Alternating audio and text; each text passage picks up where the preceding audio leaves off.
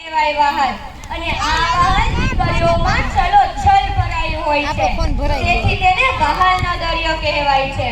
ભારતીય સંસ્કૃતિનું જો સમર્પણ અને ત્યાગનું પાત્ર હોય ને તો તે માત્ર દીકરી જ છે.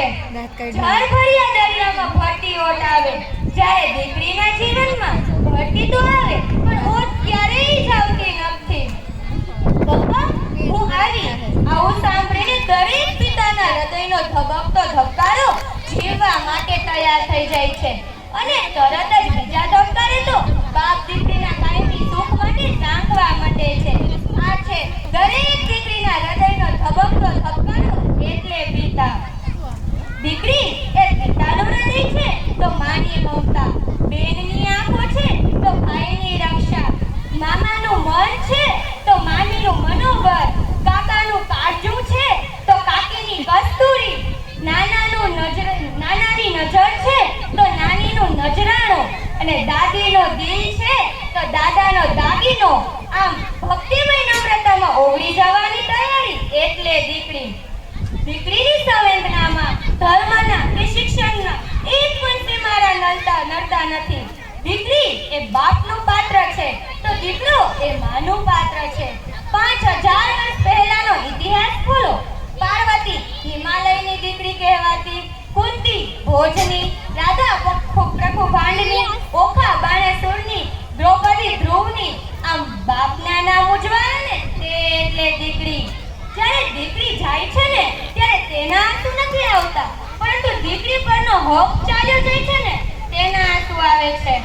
ऐसा लगता है कि खत है वो मेला हो गया, ऐसा लगता है कि खत है वो मेला हो गया, उड़ गई आंगन से चिड़िया, घर अकेला हो गया. પપ્પા, હું જાઉં છું. આવું કહીને હું મારા સ્કૂલનું પુનરાવર્તન કરું છું. પપ્પા, મારે ઉમરાથી દૂર જવાનું છે, આ વડલાની છાયાથી દૂર જવાનું છે. વસંત ઋતુની જેમ મારે પણ મારું પાંદડું ફેરવાનું છે. પપ્પા, ત્યાં હું ક્યારો બનીને રહીશ. નવા પરિવારની વચ્ચે હું મારી જાતને ગોઠવી, જ્યાં ન હશે પપ્પા કે ન હશે મમ્મી. પપ્પા, તમારી દીકરી હવે મોટી થઈ ગઈ. પપ્પા, જિંદગીની તારામાં જિંદગીનું ગણિત, જિંદગીની તારામાં જિંદગીનું વિજ્ઞાન અને જિંદગીની ભાષા ભણવા જાઉં છું. પ્રયત્ન કરીશ પાઠ અને પોતિકા બનાવીને પહેલા નંબરે પાસ થઈશ.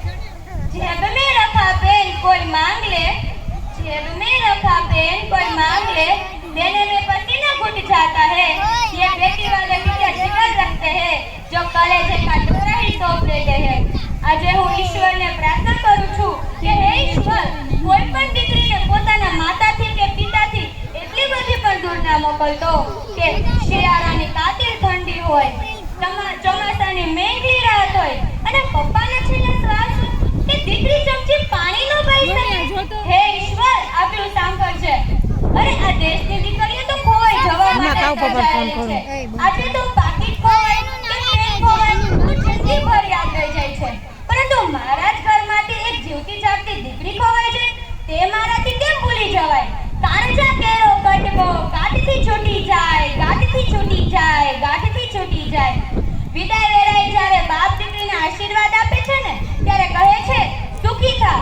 મારાથી કોઈ ભૂલ થઈ ગઈ હોય, આજનું કાલે લઈ આવ્યો હોય, કે તારા સપના સાકાર કરવામાં કોઈ કચાશ રહી ગઈ હોય, કે તારો ભાઈ ખાઈ ગયો હોય, કે તારી માના મમતામાં કોઈ કચાશ રહી ગઈ હોય ને તો દીકરી મને માફ કરતી જજે અને જતા જતા આશીર્વાદ દેતી જજે. તું મારા ઘરની લક્ષ્મી છે. છટકા ભાવે કબાવે દુભાવી હોય ને તો મને માફ કરજે અને જતા જતા આશીર્વાદ દેતી જજે, અને મારા નકર નહીંતર મારા ધનોત નીકળી જશે.